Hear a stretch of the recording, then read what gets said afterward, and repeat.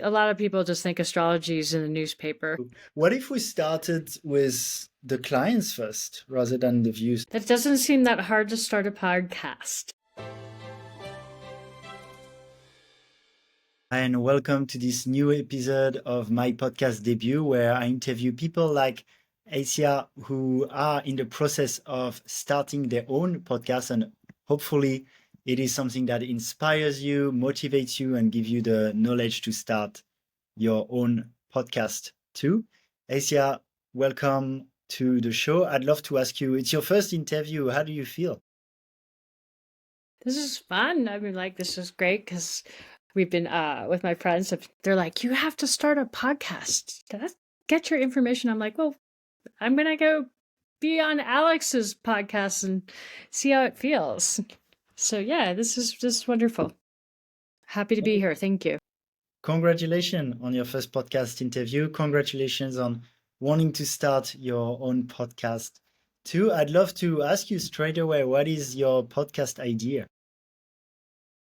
So, well, I have a very large background and foundations, but mostly I do intuitive astrology with channeling and light language. And so, really, it's my calling to help people in the revolution to evolve, and become the divine embodiment of creation and to really step into their own power. Amazing. So thank you for sharing that and your purpose. And how does the podcast?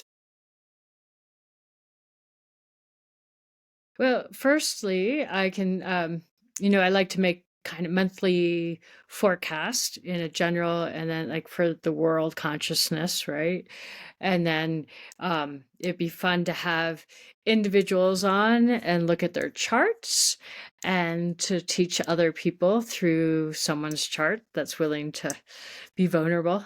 And then also invite other astrologers that works in similar manners and and the channeling of the energies that I use with my intuitive astrology. So there's a lot of different avenues to go down just with the intuitive astrology.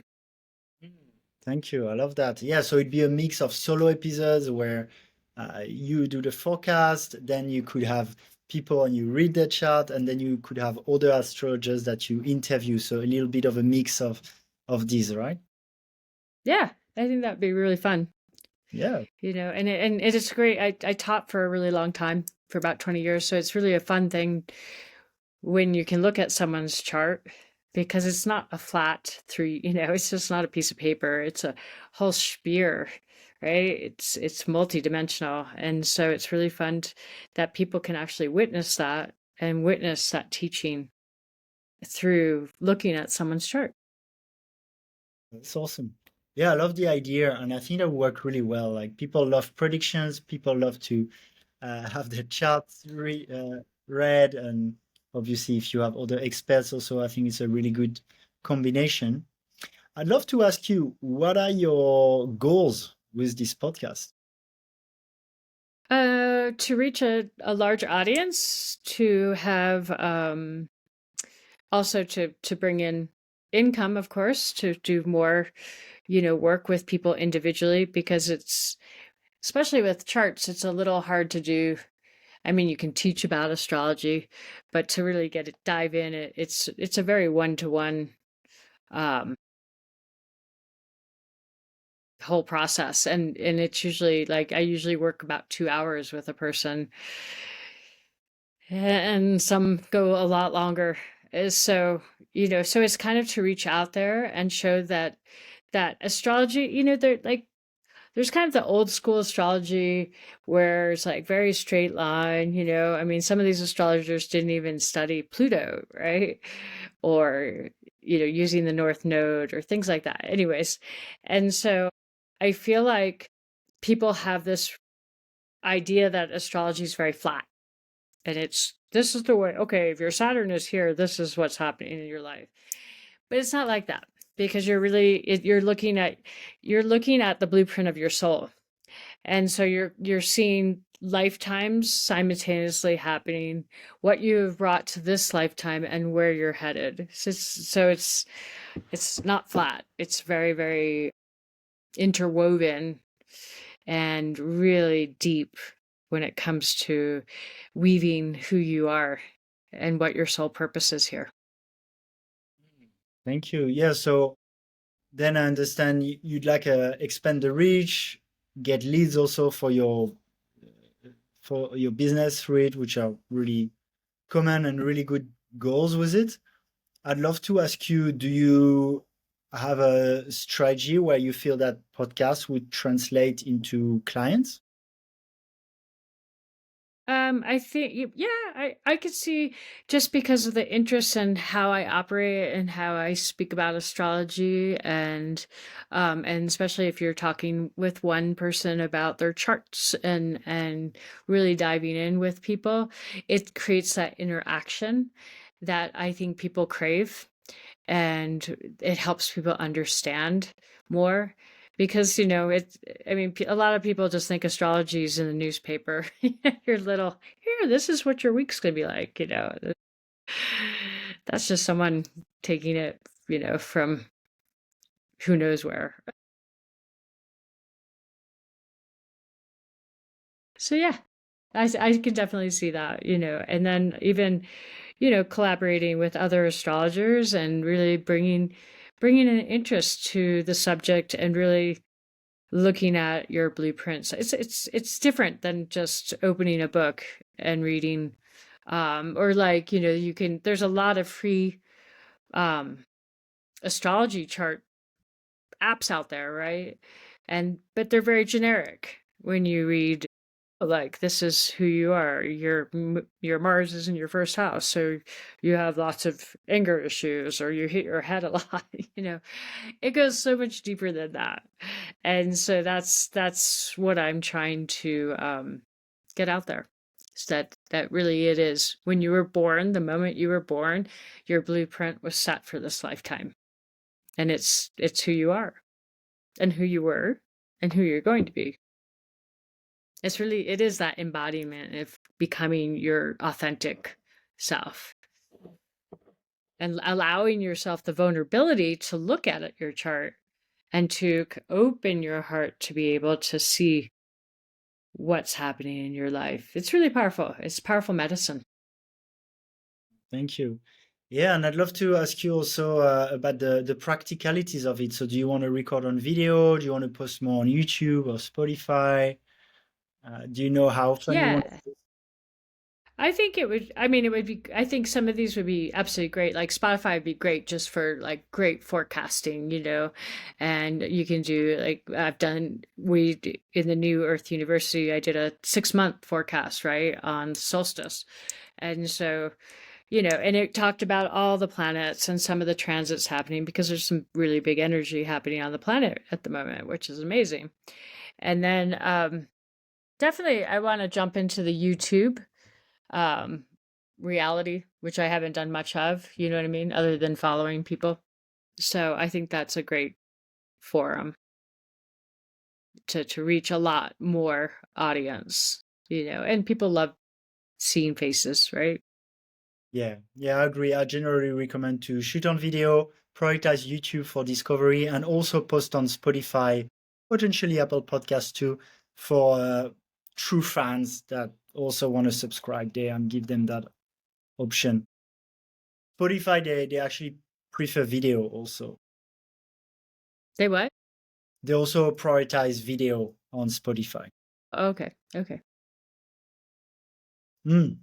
And yeah, thank you again for coming and doing your first podcast. As a parenthesis, if you're watching this, thank you for being here. And if you're also considering starting your own podcast, I hope that helps to start with.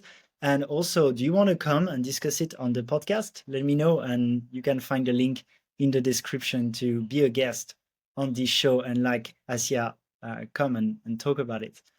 And I'd love to ask you also, Asia, so now you want to start your podcast. When do you want to launch? Well, I'm looking by the beginning of summer because I'm wrapping up a bunch of projects right now, and I should be done with them in April, the end of April. and then I can really devote a lot more time to focusing on my intuitive astrology. And how often do you want to post? I'd like to post at least twice a week would be a really good goal, I think, to start. Yeah, it's really good. What do Like you think? you get into the Yeah? momentum.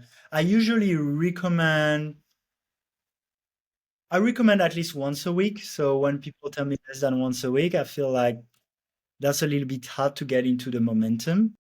And then if they have the Mm-hmm. capacity to do more, I think that's a great idea. It can depend. There's always a balance between like quantity versus what you can do and also the quality. Ideally on YouTube, you don't want to sacrifice. It depends on the goals really. So for example, with this podcast, this week, as I think I'm doing like 6 podcasts this week on this channel. But on my other channel, I do only one per week, but I've been really consistent for years with it. And this is because with this channel, I prioritize more having a lot of conversations, while on the other channel, I prioritize more each conversation. I want it to get a lot of views, basically. So Sure. they have different goals. But I Yeah. think 2 a week is good. Yeah. By the It's a way, good goal. I'm curious. I also use this podcast for experimentation. Usually I record on my iPhone 15, but today I'm trying with a webcam on my laptop that's a little bit old. So if the video is a little bit, I don't know, not so smooth, that might be the idea because that's how I see it on my laptop now. But we shall see. It I'd love. seems okay. Seems okay. Cool. Cool. Cool. Yeah, it seems okay. Okay. Well, that's good. I'd love to ask you also what what do you feel are the main challenges ahead of you for this podcast creation? Mm, probably just technology, because I even have a hard time posting on Instagram with some of the like CapCut or even the Instagram video, like, hey, I want to put a hook in there, and I'm like, it goes away. So that would probably be my biggest challenge, that I think once I figure it out, it'll be okay. But that's my leap. So tell me, how hard is it? Yeah, it is actually much easier now thanks to things like Riverside and AI in general. So I use a lot Riverside and ChatGPT to smoothen the process. So I would say it's fairly straightforward if you know how to use the tool, if you use the right tool and know how to use them and have the right process, right? So that's how now I can record like 7 or 8 episodes a week. And once we finish recorded, this will be posted in 30 minutes, edited by AI with a clip ready for Instagram also, where I'll invite you as a collaborator.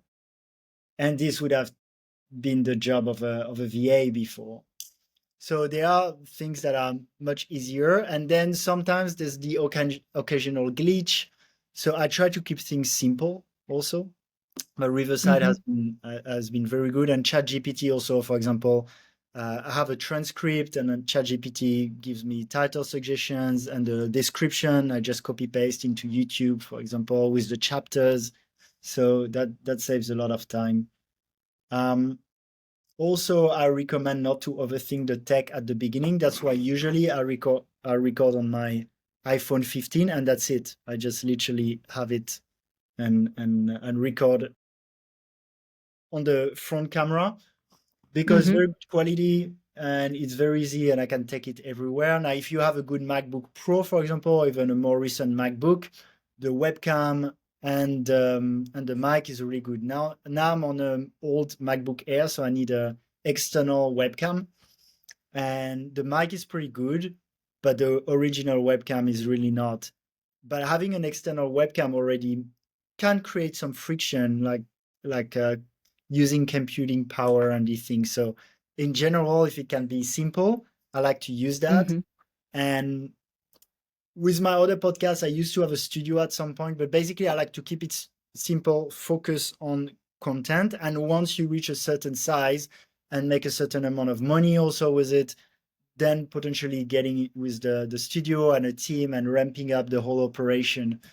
But what makes the channel isn't the studio, it is the value and the content. As you just want it to be good enough that it's okay to watch and listen, like it's not bad. But then if Right. you have really good content and it's kind of nice, but it's not the most polished and all that, I think that's okay to start. And then you can always, like, you'll keep improving the quality of the production as you keep improving also everything around it, which is your public speaking ability, which is the guests that you'll have access to, the way you're able to package it on YouTube and to promote it also on Instagram through the reels and the collabs. Yeah. So you don't really need really good tech to get started. Even, you can look back at our episode and see how you like just your video and audio right now. And to me, it feels good enough to start having good conversations. Yeah. And you do that all just like on on the Riverside app. You just open it up and Yeah, it's a little bit like Zoom. You open it up, you record, and then it saves um, the local recording in high quality. And then you can set it up to automate the editing, and it's got a bunch of smart features to a few that are not ready to. So it's good to know what works well and what doesn't, and then have the right process. But yeah, it's very helpful. And you've noticed also, like if you have a good process, when I invite you, I'm like, there's a Calendly and a pre-interview form, so that also makes things more smooth. right. Is that a whole separate thing, the Candly? Or does that operate through Riverside? No, that's Or something or is it separate? is a Yeah. flow. Yeah.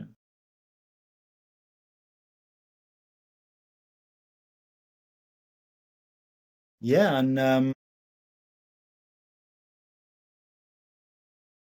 yeah, would you want to set some very specific goals, like, I don't know, I want 5 leads a month from the podcast, or one client, or 1,000 views per videos? Yeah.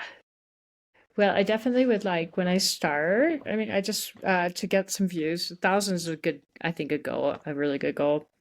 And then just keep amping it up from there in the sense of, the excitement of it and the joy of what I do. Hopefully will bring more people in, and the more views and more followers that I have, then more clients, which would be awesome. Yeah, thank you. What if we started with the clients first rather than the views? Yeah, that's a possibility. I don't think I've thought that far down that.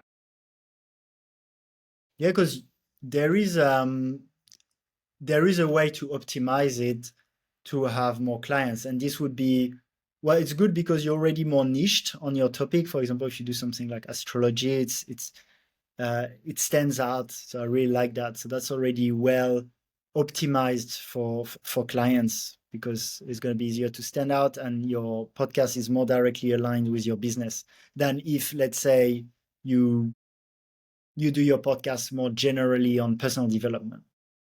Mm-hmm. So that's helpful. And then, but then you, like, just an idea that popped up, for example, if you know really well your ideal client, you could also have them on the podcast and give them like a little reading as part of the podcast. And so when you do that, they could have a little glimpse of the value of working with you. And at the same time, all the people who watch the episode have a very direct experience of your work. So let's say if you wanted views, you could interview a famous astrologer, and you'd probably get like 10 times more views, especially if they promote, or maybe even more. But if you do a reading as an example and you get 10 times less views, potentially all those views are people who would be interested in your coaching, plus the person that you directly coach. So that's why to me it's good to start with the goal rather than thinking I need the views before, because there are a lot of YouTubers with hundreds of thousands of views that don't make so much money because they just don't optimize for. Right. Yeah, that makes sense to me. Yeah, I'll definitely stew on that one. Yeah, so what are Yeah. the ideas you'd have then if you were to really prioritize Well, that's monetization? kind of like, I mean, what I was saying earlier is where you get someone on and you look at their chart, give them a glimpse into who they are, maybe their past or what's coming, something like that. It's kind of like that, the little tease, sort of, like, oh, look here, and and then yeah, and then because it's just showing also like that importance of what it could do for you and help you in your everyday life, because there's very practical astrology with how to operate in your life, for sure. So I could see that for sure.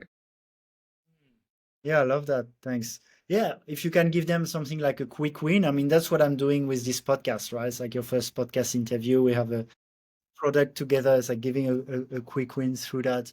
I'd love to ask you, do you know already who's your usual ideal client for your work?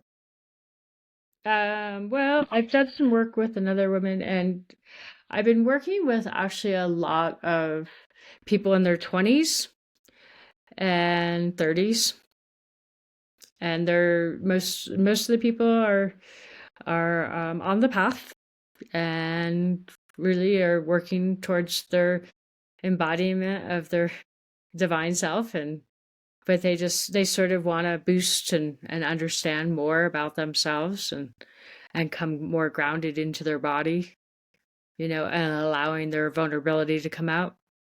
That's been the my main clients. Okay, yeah, if that these are your main clients, yeah, that could be great to have these types of profiles. So, for example, in Thor's community, right? I guess there's a lot of Right. these types of people. So, actually, I posted in Thor's school community who wants to start a podcast and be interviewed on my podcast about it. And I've had a lot of response, and I'm sure also in Thor's community, if you said, "Hey, I want to give 10 free readings as part of my podcast," and it's going to be like a little glimpse. I'm sure so many people would be interested to receive that, and that would be, yeah, content and conversation with potential clients. So that's ideas. Yeah, that's great. Yeah, because it's really good content, and it's fun, and that's our evolution should be fun. It should be really fun. It doesn't have to drag us down or wear us down. Yeah, yeah, cool. Yeah, and then if you have the right processes and tech, you make it also fairly easy, which is good. I'd love to ask you on the tech. Do you have specific questions? On the tech, I mean, it seems pretty straightforward if it's anything like Zoom. I mean, it was easy. The link was there. Boom, I'm on. And the whole not seeing me in the beginning, but um, yeah.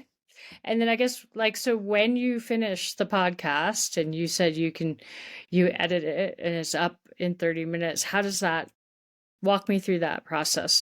Yeah, so I've set up my Riverside in a way that it adds an intro clip, an outro clip automatically, and it does a few other things like a certain layout where it switches between active speaker view and a grid view, so that makes it also more dynamic. Add some of my brand elements like some colors, certain colors, and so it does the branding and a little bit of the editing automatically, and then I go there and make a few manual adjustments. And then it has also the magic clips that are also set up already with my branding. When I click generate magic clips, it creates clips for Instagram. And similarly, I'll often redo like a few things manually. Maybe the hook isn't that good, or maybe sometimes if there's a name, the transcription doesn't get it right. So I'll correct that. Very simple, very small Mhm. things. But basically, when it's ready, I click generate the full episode and generate the clips, and all I have to do is little tweaks, uh, and so that makes it like look professional, adds my branding, and it's done automatically. So that's what I really like with it. So when you go to set up, when you went up to set up this podcast, does Riverside just walk you through like the steps of what you want, like the introduction, your little hook, and then Yeah, it's part of it. Riverside doesn't have it so systematized, but that's how I do when I have my clients also. We set up their Riverside with their branding. I mean, we set up their positioning and branding first, and then we set up Riverside with that branding and editing workflow. And then we set up the workflow also around it that includes the Calendly, pre-interview form, and post-production, nice. also promotions. But yeah, Riverside does a lot from in the part that's from recording to post-production. And then it's good to know how to use it and set it up, and then a few things around it. Sweet. Makes me want to jump in and figure it out. Yeah, yeah. It is really cool. Very grateful for it. Yeah, just some things aren't ready, like Magic Audio. Don't use that. Like, also, removing the filler words and the things for a full episode. I don't think it sounds good when you use the AI for that. I only use it for the clips, but the rest is really good. Nice. Yeah, so what you take Chat GPT to transcribe the conversations and put that in, or No, actually, that's what's really good with Riverside too, is that it creates a transcript. So when you edit, you don't edit a video, you edit like a Word document. So let's say okay. in the introduction, if I want to take a sentence you said in the middle and put it at the beginning, I just copy paste in the text, in the transcript, and that will edit the video. Similarly, if there's things to remove, I can do it this way. I can search in the text. However, I will download the transcript because then ChatGPT gives me title IDs and the description that I paste into YouTube. Actually, Riverside also creates show notes, but it's just a bit less flexible. So you could use that, but I prefer to use ChatGPT for it. And like this, I just have one big block to copy paste that's customized to my specific Mm-hmm. podcast. So if you're watching the video right now, you see in the description, it says, do you want to be a guest on the show? Contact me with this uh, Right. link. And so that's a template that's just updated then with the summary and the chapter of the specific conversation you and I. Sweet. Yeah, that's cool. That's a Yeah. feature. I created a chatbot. So with ChatGPT now you can create your own chatbots that you program, but without any just speaking to it. You say, hey, I want you to do that. And that's a bot that's dedicated to that. And I created the one for me and for my clients for their podcast also. Yeah. And so yeah, That's great. yeah, it's really cool. We're arriving towards the end of this episode, but I'd love to ask you, was this valuable? Yeah, absolutely. Totally. It's because I didn't know about Riverside and what you're doing, and yeah, no, it's fantastic, right? It's just any door opens, it's valuable because they all those pieces line up and builds the energy and the momentum to move forward. Yeah, yeah, amazing. And as I know you're in first community, it can be a really good strategy for Instagram also. With my account, I can easily go into the 100 and 200 likes when I have a good guest and a good clip. So that's helpful. Yeah. Yeah, and what are your main takeaways from the conversation? Um, that doesn't seem that hard to start a podcast. It seems pretty, you know what I mean? It's like kind of basic. I mean, and with all the AI technology today, it makes it a lot easier. And there's just a lot of potential. There's a potential for clients, there's potential for viewers, but just to get out there and to do something good for the world. Amazing. Yeah, thank you. And yeah, it's much easier than you used to. I can tell you, having been in that industry for 7 years. Now, what I ask, for example, when people work with me, we usually work 6 weeks together and about 8 hours a week for those 6 weeks to create the first five, well, to position, launch, create the first 5 episodes and have the process to then keep going with 4 hours a week. And then you can keep posting weekly with the right tools. That's great. Yeah, and that's I'm really looking forward to being able to just sit down and do that. Right now, I have an end in sight. Amazing. Well, thanks, Asia. That's been a pleasure. And thank you so much to everyone who's still watching this until the end. As usual, if you want to support, like, subscribe, and share. And also, what did you learn from this episode? Or do you have any questions? Let us know in the comment. I read them all and I reply to them all. Much love to you, Asia, and much love to everyone here.